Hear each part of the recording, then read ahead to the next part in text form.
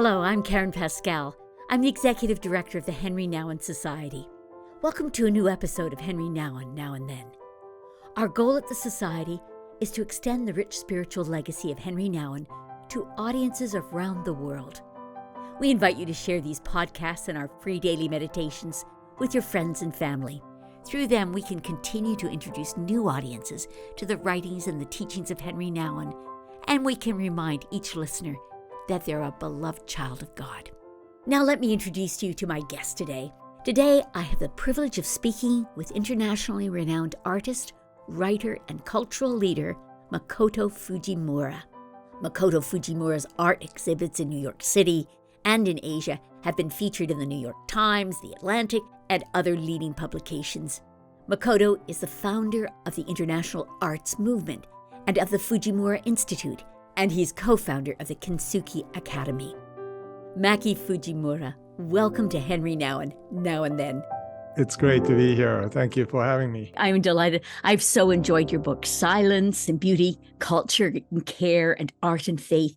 They are packed with wisdom and insights about the arts and the role of the artist in our world, and they are deeply inspiring in their call to Christians. But I confess, and I'm telling you this right away, I felt a little bit like, and I don't know whether you remember an old film called The Educating of Rita. Somehow I felt you were taking me to a deep place and educating me freshly on the arts, and I have really loved that. Mako, why does the church need artists? Well, church needs artists because we worship a God who is an artist, who is the artist. I make the case in my Art and Faith book, Theology Making is the subtitle, that God is the only true artist who created out of ex nihilo and continues to create through us and into this reality that's vast and open. So to me, art is not just a profession. You know, it is about making, and we are created to be creative. It's in us. It's a gift, isn't it? It's a fabulous gift. Now, in your book, Art and Faith, you speak of Lazarus culture. Yes. What is Lazarus culture? Well, it's based on John 11. I spend 3 or 4 chapters on John 11, 2 words, Jesus wept. And that's been critical, actually, for the whole book to think through that lens, a pinhole, going from creation to new creation, and the emphasis being the invitation of this creator God to us toward the feast to come. So we are partakers, and not only that, God is inviting us to co-create in some way. And Lazarus culture is, when you look at John 11 and John 12, the first paragraph in John 12 is Lazarus, after having been resurrected, sitting, reclining at the table with Jesus, and meanwhile, the most wanted hunt is on him because he's causing such a havoc among Jewish authorities and I suppose the entire world, of what happened with his resurrection, that Jesus had resurrected Lazarus. This news is spreading fast, and he's the person that authorities want to hunt down and put an end to this, story. And yet Lazarus is reclining at the table. I always say that if you had just come back from being dead, there's nothing that can scare you. As long as you're with Jesus, you're going to be okay. And I argue that we know as Christians today more than what Lazarus knew then, in that this resurrection, which was not permanent in Lazarus's case, after Jesus's resurrection, is now a permanent reality for us. So therefore, we should be just as chill with Lazarus, being able to be confident that Jesus will not only take care of us to the end, but there's new creation coming, and Jesus's own resurrection has proved that there is something much, much more that we can anticipate in new creation than we had realized. You have a rich, passionate love for Jesus. Where did that start? Was that what you were born into, or what came along in your life to make this real? I'm curious. I did not grow up in a Christian family. My father is a renowned scientist. My mother is an educator. But I found out later that my mother's side, there were generations of Christians in Japan, which is, I suppose, a little unusual. But I didn't know about any of that. When I was in my 20s, I went on the search as an artist to see if there was anything that will allow me to see the world differently. Now, the reality is I had already experienced what the Spirit was doing through my creativity and my art. I felt this charge that came through me when I was painting as young as I remember, being 3 or 4 and experiencing that. And I just assume that everybody experiences this, when you paint or when you make, something comes through you. And that was really for me to realize that this gift of art was not mine. It came through me. I was a vehicle, but and then I discovered, perhaps in middle school, that not everybody has this experience, and people make fun of you if you talk about it. So that was really a realization that I was made a little different, and experienced God personally, even not knowing who was the person giving me, or who was the force behind this. And I discovered in Jesus' voice exactly what I was experiencing in my studio in my 20s, and there was no looking back then, because now I had a name to what I was experiencing already viscerally. Well, you have provided incredible leadership in the church, envisioning how and why the arts are so needed, and where they fit. And I really value that. I appreciate that so much. I looked too to find, where does your world overlap a little bit with Henri Nouwen? And certainly there's so many places that I can see the theme of mercy is a common theme between the two of you. And addressing to the issues of trauma. There's just so many things. Can I ask you, have you found Henri someone who helped or gave words for you and inspired you? Yeah, after 9/11, I'm a survivor of 9/11. I was trapped underneath the towers when the first tower fell in the subway. And my church did a study of Henri Nouwen's Return of the Prodigal Son's book with Rembrandt on the cover. And that was very formative. I had read that book before, but to do so after this trauma, dealing with the crisis at hand, and literally facing ground zero every day, and reading Henri Nouwen, it was very much what I experienced spiritually during that time is attached to his voice. So I'm grateful for many of the books, that refers to wounded healer, and so much of what he had put forth in the world in terms of generosity and mercy. And because of my wife's ministry called Embers International, we rescue multi-generational families from the scourge of human trafficking in India. And I often thought about Henri Nouwen's approach to mercy, as you noted, and we have discussed that at length as well. So in many angles, we are influenced by his writings. It was interesting to me, and I certainly found that throughout your books.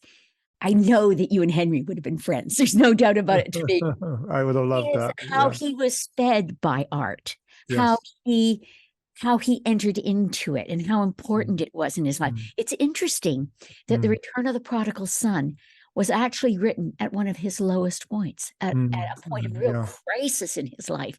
And Mm. in a sense, he just dwelt with that work of art, really sat there and let it feed him and let it speak to him. Similarly, I find in reading your work and loving it has been the impact of Vincent van Gogh. And there again, Henry so fed from Vincent. Apparently, he at one point was hoping to do a play, and then it was going to be a film because he just so valued what he was hearing from Vincent van Gogh, what he was receiving. He was a kindred spirit, and I sense, that's why I say I could just picture the two of you having a feast together, in terms of what We will someday, right? you will Yes. someday. That's absolutely right. That's absolutely right. Yeah.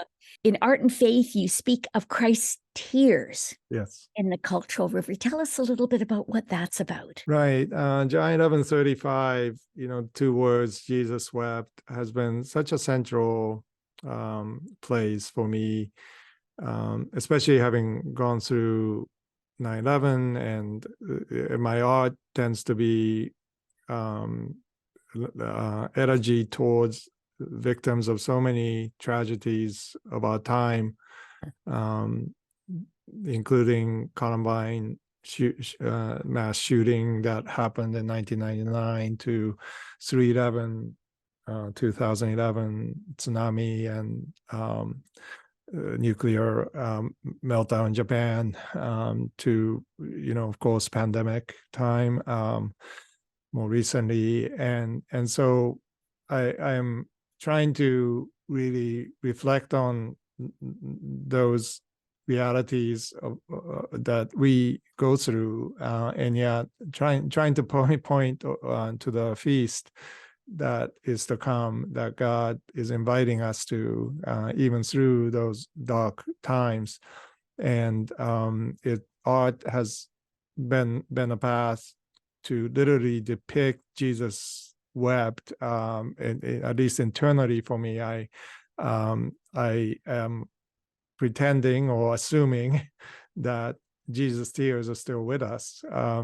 Physically, Jesus wept on this side of eternity. So I imagine his tears being multiplied like fishes and the loaves into the air in Palestine, where so many tears have shed since then, including now. And we can remember that Jesus's tears are still with us, in our tears, and so I paint with Jesus' tears. I always say, and because what my work is water based, so it's traditional Japanese way of painting, which is to mix minerals, pulverized minerals, with animal hide glue, and then mix it with water, and you do over 100 to sometimes up to 200 layers before you begin to paint.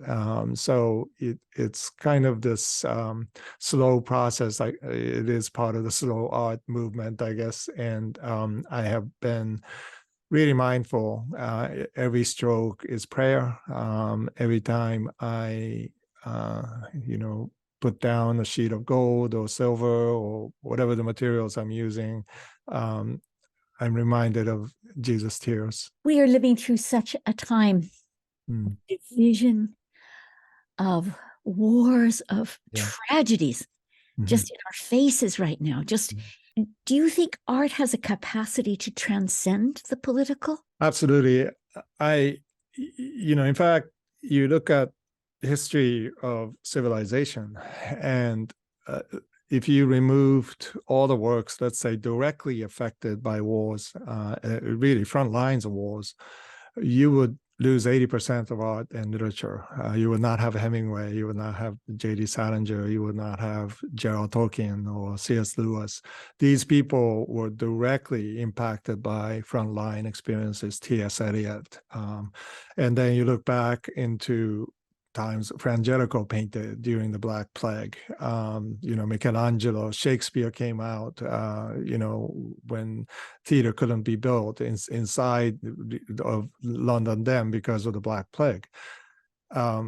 So these artists responded by creating beauty and creating transcendent, enduring ways to talk about their time. And so for me, it's our responsibility today as artists to be able to capture something beyond the vista of trauma and to look straight into the heart of darkness, I suppose, and see that this is not the end, but only perhaps a beginning of something new. Now, easier said than done.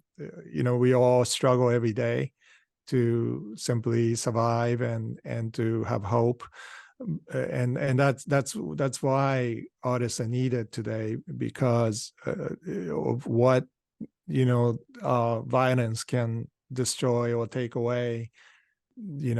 In the days when we are grieving what's happening in Israel and Gaza, this darkness that began with a music festival, it's not by accident that the terror strikes at the heart of creativity and imagination and young people celebrating life. And today, we can look at the future with this renewed sense of this desperate sense that we need music to come back. We need the arts. We need to be able to celebrate, and it's going to have to be earned through patiently navigating every day. And it's a stewardship of imaginations. It's we. As I write in one of my books, we swim in the ecosystem of imagined actions.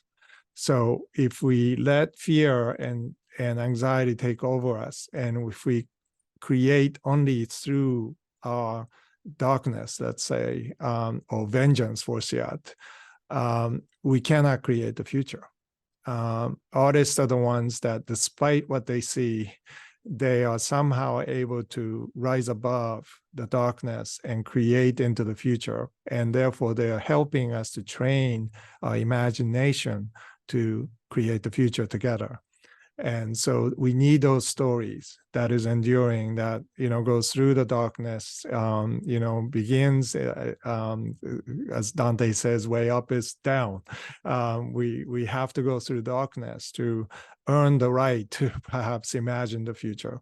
But at the same time, we need artists and poets and musicians and creators to help us lead into that process of not just recovery, but envisioning a world that ought to be, that arises out of our darkness. What would you want to say to the church, to the schools of theology, to the seminaries? What would you want to say to them? Because I agree with you completely, but speak a prophetic word to them, because if we lose the artists, we lose that possibility of divine in a very special way. I had a privilege of spending 30 minutes with Pope Francis, with my wife and two sisters who brought us there last November. And he kept on saying this. He said, "You are the creators of good and the beautiful." And he came up to me as we were leaving and said, "I know that the world of darkness pushes back against you as you create beauty, but don't stop. Keep going." And I have told that exact words to many, many artists since then. They may be religious, they may not be. But all of them have tears in their eyes when they hear that. We need to hear that today. And we need artists, and we need to tell them what Pope Francis told me, that you're creating goodness and beauty really matters, mercy and beauty. can reshape the lives of not just us, but generations to come. And so that's why the church needs to lead in stewarding of imagination, rather than being afraid of, perhaps artists creating transgressive works.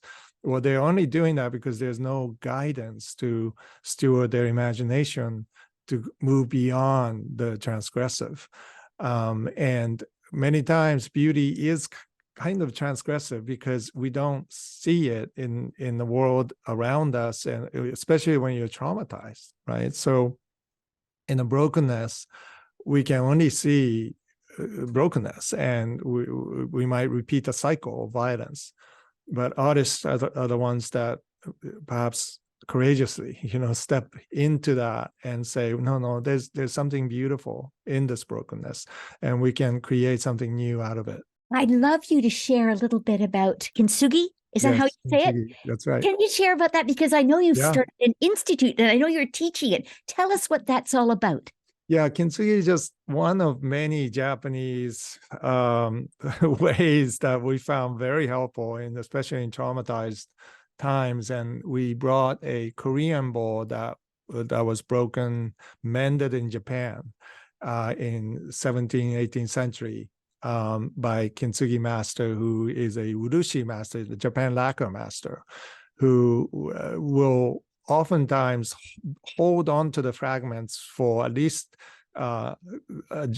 sometimes just several generations, but he or she will behold the fragments for a long time. And the reason you do that is to honor the brokenness, that you don't fix it right away. You behold the brokenness, look at the fragments.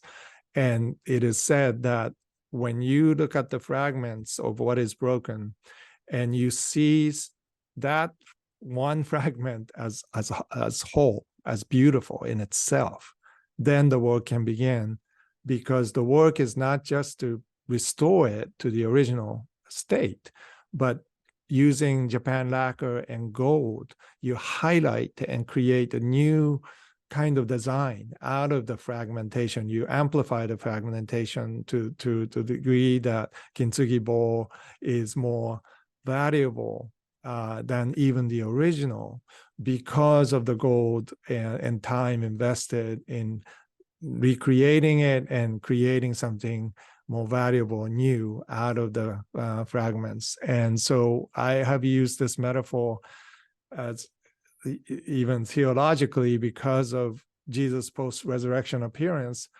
He is not only a glorified human being, he's a wounded glorified human being.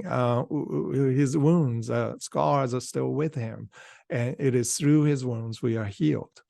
And therefore our wounds and our brokenness, without glorifying what happened to us or the brokenness we experience in life, somehow is part of this, in God's strength is made perfect in our weakness. So we are able to carry this work as part of new creation. And that changes everything. If this is understood and embraced in the church today, as Henri Nouwen would understand, that the brokenness is an entry for us to celebrate community together, because we are broken together. And the master kintsugi designer is looking at the pieces, right, and seeing what we cannot see, which is each one of us bring a unique piece, a fragment that God looks at and says, this is beautiful. This is complete. Now let's see what happens when I put this piece with this piece. And this mosaic that is built is Christ's broken body, right? Not just restored, but made new into new creation. And that's what the church ought to look like to the world, this enigmatic, beautiful mosaic of fragmentation and gold, right? And so that vision to me is another way to train our imagination to not get stuck in the brokenness, or trying to move away from it as if nothing ever happened. That's what typically happens is in the Western world is, we forget that, brokenness can be a beginning of something. We say, well, we're just going to fix it or buy something new to replace it, right? But the Japanese have understood that there's some sacred dimension to broken realities. And through that fissures of life, we can discover something new. It's interesting because the power of a testimony is in that brokenness, isn't it? Like Absolutely. the people that really move our hearts are telling stories about somehow God showed up in my need. God made himself real to me. Yes. And I find that that's what we have to remember, that we have that story to tell. It's interesting now, the times that we're living in, even sort of post-COVID, the reality of so many saying, well, I'm not religious, spiritual. And the kind of nones, not clicking that. And I think it's a moment where we have to come with freshness. And I find the vulnerability that Henry has in his writing is some of that freshness. I find the great honesty, but also the openness that you bring to what the arts need to speak. We need them for the health of what's going on, for us to communicate. Yeah. The spirit has never stopped communicating. It just, where do we look for that abundance and fruitfulness? And the church has been a source of beauty, and yet not in recent times, right? We've struggled to be the exemplar of creativity and imagination of our time, and we are afraid of creativity and technology. That's the image that younger generation sees. So there's no interest in going back to a time when there was no iPhone or ChatGPT or and they see a work like Vincent van Gogh or Rembrandt and they say, this is absolutely amazing.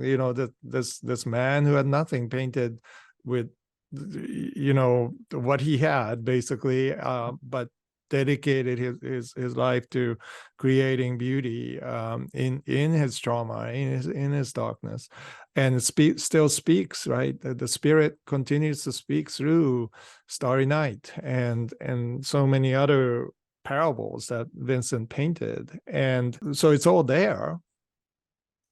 We may find people going to museums and theater and music rather than to churches and synagogues. But that doesn't mean that the spirit has stopped speaking, and nature certainly is crying out to us, right? So we need to pay attention to those voices, and perhaps they can tell us, artists can tell us, where we need to go as a church to understand how the language of 21st century can become this new voice into culture, a prophetic voice, a voice that can give us a renewed imagination and hope. And I really believe that the artists have the potential. Again, we have to do our work to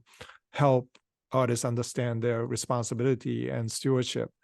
But church is God's artwork, his masterpiece. We are, broken and yet made perfect in Christ. And that is a remarkable reality that I think in the days to come, we have the opportunity to showcase. I love how in your books, you talk about artists as border stalkers. There's a word for it that I don't think I can pronounce, but tell us why. Yeah, I thought that was so good. I thought, you kind of give them permission to not be in the center, but to be bringing to us fresh lands, fresh visions.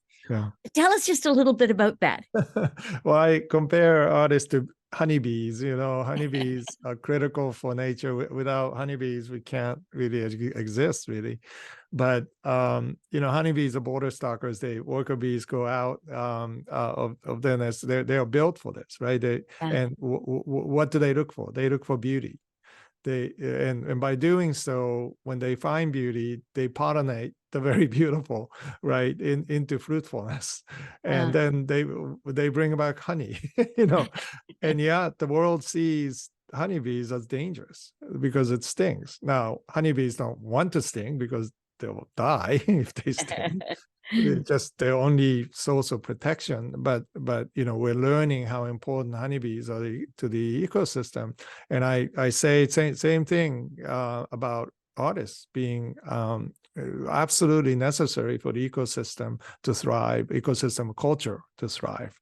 And we need to let church, if church is to become one of the great sources of beauty, they need to have, worker bees, artist types go out to find beauty, and then because they will return, but we often cage them inside, afraid that once teenage, sheep, teenage bees go out, they would face danger.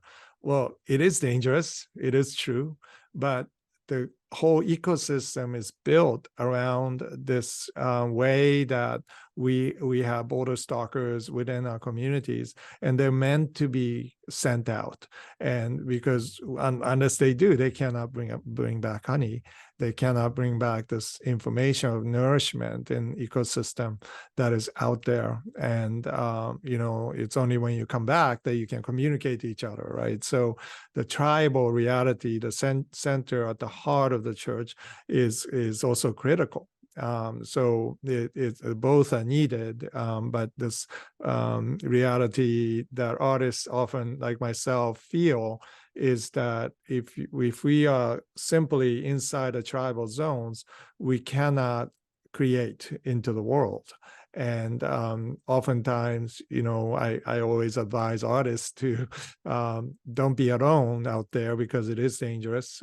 Go in twos, threes, go in groups if you need to go, and develop this keen ear for the Good Shepherd, right? That because we can get lost, and we need to know where to go back. And that's also part of what I have tried to do with younger artists, is to help them discern culture, and to if you are looking for beauty, creating beauty, then they have a responsibility to bring that beauty back to the tribe and explain it, because it's like a foreign language to a lot of people, right? It's hard to explain, where these beautiful flowers are and what they look like, because nobody has seen it, right? So we have to be able to have this ability to translate and communicate that as well. You wrote a book called Culture Care. Yeah. And I think that's a very vital book. What part do we play in that? Yeah. We as believers, not just the artists, but culture care. Why is that important? Right. So we have admired in culture wars, and culture war metaphor is to see culture as a battleground, right? To defend what we must defend. And that's understandable because we all feel besieged by culture.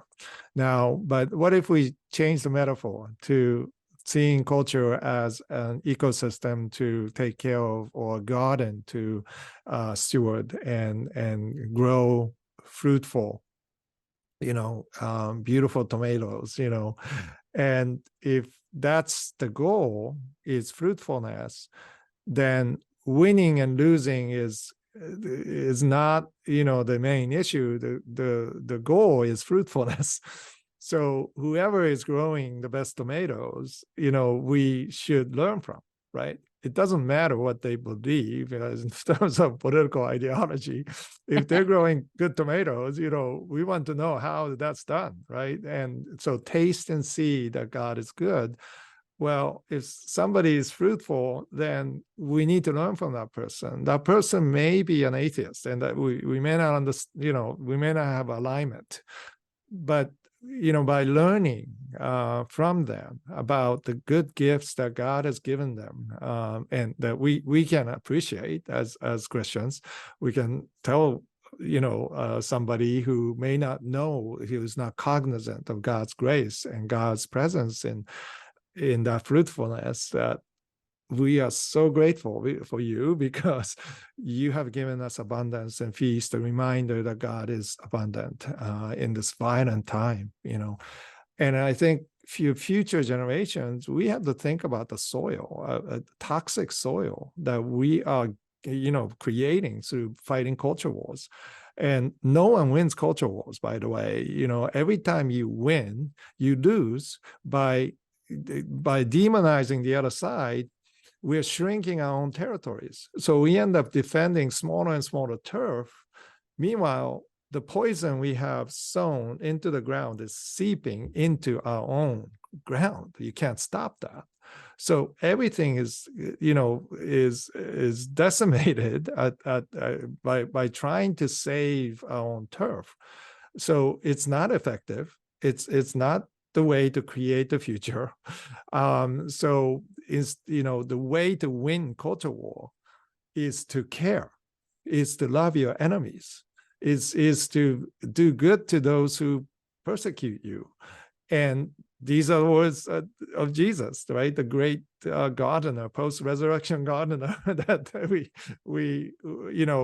we need to return to understanding that the soil of culture needs to be tended to, amended, for the next generation, so that when they sow seeds, that it will grow into abundance. What comes to mind to me right now is that more than ever, we need to speak up with voices that believe what Jesus said. Yes. That to love your enemies. Yes. We have to believe it. We have to believe it and live it and practice it. Yes. Own it as our own. If we can't bring love out into the world, who will? Right. And at this point, it's so needed. It's needed more than ever. Another little bit that you wrote about the arts is that there's two kinds of economies. A kind of gift economy and more of a monetary economy. Maybe just take that apart a little bit. Yeah. How would you describe that? So we live in transactional reality, universe, really, and we assume that's the only way that we can survive. We survive by taking away things or creating things that people want, and that in turn gives us power. But that's not the only way that the world works. Fortunately, a poet is writing in a little desk in Amherst without having any transactional benefit, right? Emily Dickinson never really made a living out of her poems. She was a gardener, and she created, she baked things to give away to people with her poems, and we wonder what happened to those poems. But today, Emily Dickinson is the greatest American poet, has sold more books than any other poet alive, or dead. So what happened there? So there's a unique way that gift economy pulls into the transactional economy. Same thing with Vincent van Gogh, right? Nobody wanted his paintings when he was alive, but now, because of the luminosity of this generative power of his imagination, we are literally benefiting, and now it's rather transactional to go see Vincent van Gogh or MoMA, or all these immersive experiences. But we forget that it's actually flipped. It's not the gift economy becoming reality in the transactional reality. It's the other way. It's gift economy giving transactional economy a chance to stay true to the ideals of capitalism, of free economy. And so, we don't understand the power of beauty. And the church, we need to understand, like, because the gospel is about giving away love, right? Gospel is based on gift economy. We do not seek to, to have this transactional, give and take. And Henri Nouwen wrote about this beautifully when he wrote about generosity, right? It's the most powerful thing, because people are not expecting us to give away things or to love people. And by giving away, actually, we are the ones creating this reverse paradigm in which the transactional reality, what is powerless to do, gift economy is able to bring something more valuable and more enduring into communities and into our lives.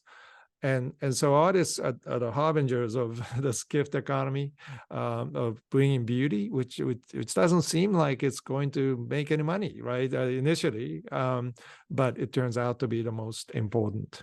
Well, I am so grateful you take time to chat with me. I want our audience to know you and to know your wonderful writing.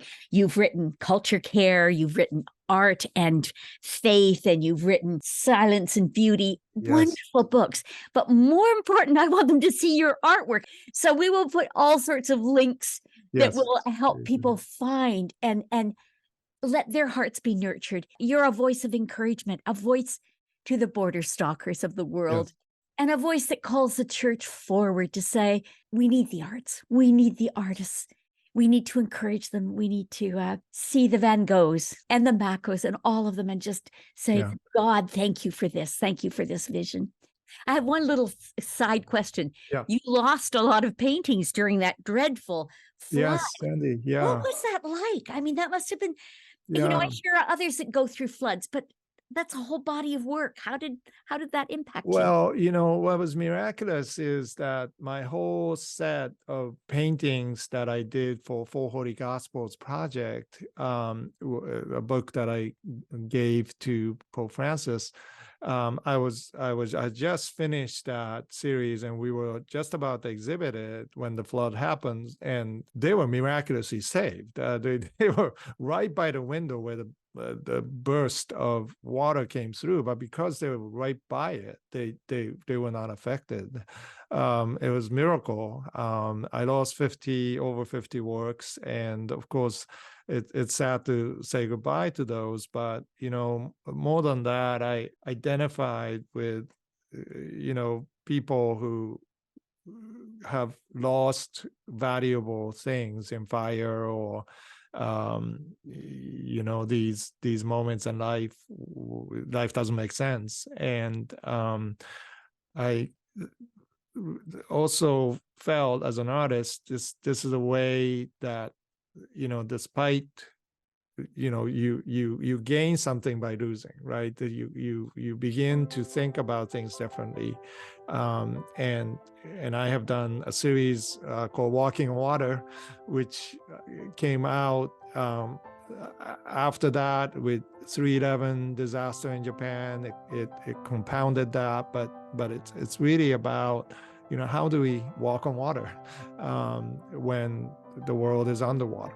And that kind of meditation, I am grateful that I can create, again into the future, and of course those works I will never get back, but that has began something new as well. What a great question! How do we walk on water? I do believe you're doing that, my friend. I really do. In the midst of a world that feels like it's going under. I'm grateful for the witness that you are. Thank you for this. Thank you so much. Bye. Bye-bye. I want to thank all of you for listening to our conversation today. You will find links in the show notes of this podcast to Makoto Fujimura's books and various things we referred to in our conversation. If you'd like to watch this interview, you can see it on our YouTube channel. I hope you've already signed up to receive our daily meditations written by Henri Nouwen. If not, you can do that on our website at henrinouwen.org. Remember, they're free, and they're a wonderful way to stay informed about the various things we have to offer to those who enjoy the writings and the teachings of Henri Nouwen. We'd also be so grateful if you would consider donating to the Henri Nouwen Society. Your resources help us share the daily meditations and these podcasts right around the world. If you enjoyed today's podcast, please take time to give us a review or a thumbs up or pass this on to your friends and family. Thanks so much for listening. Until next time. Thanks so much for watching. Be sure to subscribe, give us a thumbs up, or follow us on social media for more Henri Nouwen content. For books, videos, and other resources, or if you'd like to receive free daily Henri Nouwen e-meditations, you can follow the links below.